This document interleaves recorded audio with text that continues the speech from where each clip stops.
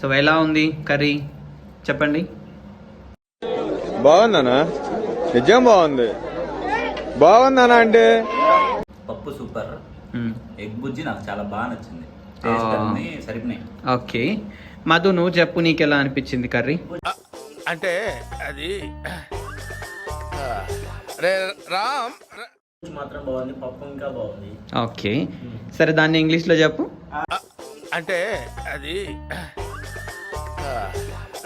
Ram this egg బుజ్జి బజ్జి బుజ్జి ఆ బుజ్జి వెరీ డెలిషియస్. డిలిషి